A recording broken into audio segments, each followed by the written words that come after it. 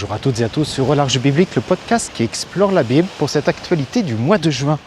On va revenir un peu en arrière avec le dernier épisode consacré à Rebecca et qui nous a été proposé par Noémie Marijon.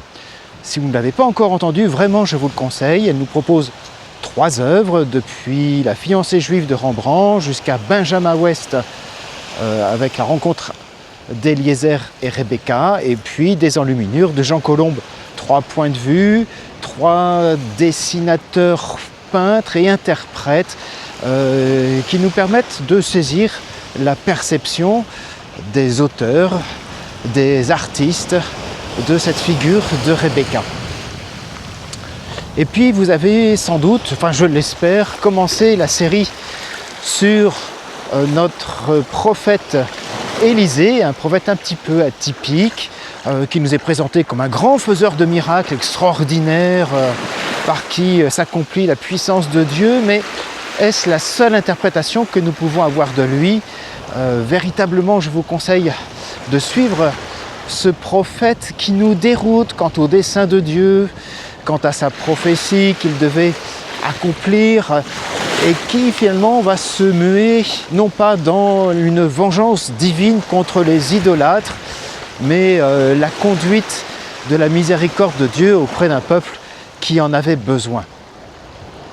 Dans l'infolettre qui va suivre, je vous propose également d'autres pistes de lecture, et notamment en bande dessinée, avec celle de Thierry Robin, Jésus aux enfers. Vous me direz que c'est pas très biblique, mais ça on pourrait encore reparler parce que c'est pas si évident.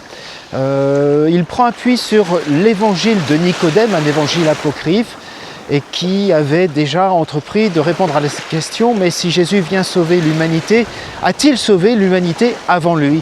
D'où cet évangile et cette adaptation en bande dessinée très bien faite, très agréable à regarder, à lire, un véritable conte théologique que nous propose Thierry Robin et que je vous conseille.